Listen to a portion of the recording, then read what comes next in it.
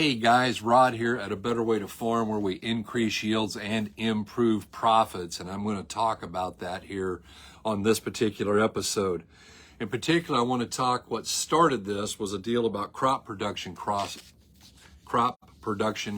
forecasts. Before I dive into that, I got a couple things I need to do. Number one, I'm going to ask you guys for a favor. We really needed some help from you. If you would be so kind as to write a written review. And guys, that helps us so much. It's a huge help when you do that. And if you could do that, it would really help the show. And we would say thank you. Secondly, as you guys know, the girls are working on a series, a course, if you will, about first generation farmers starting from scratch. And so Karen was saying, could you please send us a message? Send us a message as to things that you would like to see, topics that would be included in that would be beneficial to guys starting out as a first generation from scratch operation. If you could do that, that'd be really cool. Thank you. So let's talk about crop production cost forecast. I have something here that we pulled off, and it was an economist who was talking about what they think the U.S. operating costs are going to land at for 2023 and what they're going to be at for 2024. And I found this really interesting because their projection is that for corn, the cost is going to go down about $32 an acre. That's all there's going to be, is a $32 drop per acre. And we were hoping for a lot more than that, I know, as an industry. And here's the real kicker. The cost for soybeans is expected between 23 and 24. The projection is the cost to produce soybeans will go from $621 down to $613. That's an $8 decrease. Guys, that's not very much. That's not very much at all. Less than 2%. And so consequently, we've got some situations here, and it goes through beans, cotton, sorghum, barley, peanuts, rice, and oats, and I'm not going to get into all of those. However, suffice it to say that the average change in here is all less than $30, and there's several of them that are less than $10, that they're expected the price to go down on your cost of production. The first thing I would like to do is I would like to submit to you that maybe cost per acre is not the best indicator. And let me explain how I arrive at this. Here's what I want you to do. I'm going to assume their number is correct, that in 2024, it's going to cost you $856 an acre all in to grow a bushel of corn. So they've broke it down per acre. Here's the interesting part. If you grow 200 bushel corn, you now have $4.28 a bushel in that corn when you get a hold of it. But if you just move that from 200 to 250, your cost goes down to $3.42. We're talking about 80 cents a bushel difference in total cost of production for just a 50 bushel increase. Guys, yield is king. Yield is king. Soybeans, if you grow 60 bushel beans, and they're saying it's going to cost you $613 an acre, if you grow 60 bushel beans, that's $10.21. But if you just move up to 80 bushel beans, it goes to $7.66. You lower that cost $2.50 per bushel. Your cost of production changes that. So if you're growing 80 bushel beans and you drop that to by that $2.50, what is that? That's over $200 an acre more money. $200 an acre more net profit just for doing that. So then the question is, okay, how are we going to do that? What are we going to do? Well, I'm here, guys, to make some suggestions, and one of those suggestions is maybe we don't just keep doing the same old thing, saying something's got to change, hoping that it gets better. Guys, hope is not an approved business plan. I believe in having faith. I believe God is there and He's going to take care of us. I don't think that doing the exact same thing and thinking that we're not going to get the exact same results is a good idea. The bottom line is, guys, maybe what we need to do is we need to change, we need to redirect where we're spending our money. As an industry, we've been very slow to change. We've been very set in doing it exactly the same way over and over and over again. You know, a lot of us want to apply fall gas and we want to do some 1846.0 or 1152.0. Then we want to do some 0060, get that all done in the fall because we got to get her done. You know, we get that done. And then spring rolls around and we've already spent all this money and we don't know what kind of potential that we have. And the fact of the matter is that's not necessarily great risk management. So let's talk about how to redirect these dollars.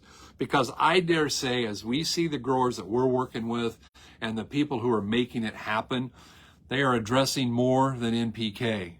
Guys, it's no secret. Boron and sulfur levels are horrible across the United States.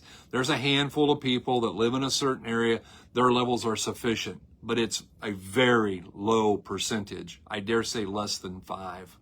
I know at the soil tests that I look at, the ones that I look at, it's less than 2. I don't know statistically for sure what America is, but I do know for sure what it is on the soil test that we see, and it's less than 2% that have adequate boron and adequate sulfur. So that being said, there's some things that we should take a look at, and maybe we don't need as much NPK, but we really need to address boron or sulfur because those would be our limiting factors, and we got to figure out how it is we're going to address those because those are what's holding us back. That's what's created this plateau on our yield. I look at a lot of the people, we picked up a bunch of new customers in this growing season, and it is so much fun and so gratifying to have them call and talk about how different their stuff looks because they went the extra mile and they addressed boron and sulfur and the other secondaries and the other micros, and it's paying great dividends.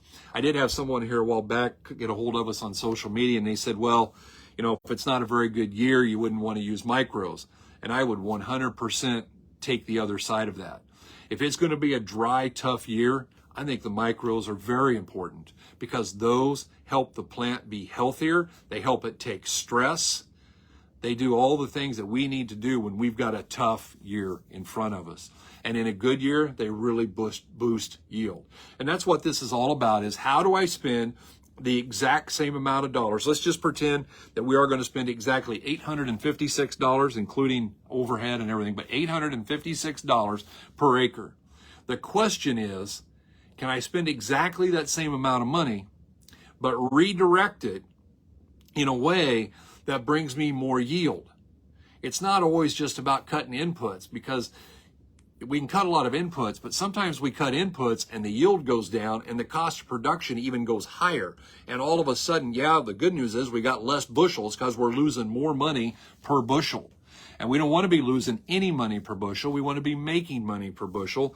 And we've got to take a look here and see what it is.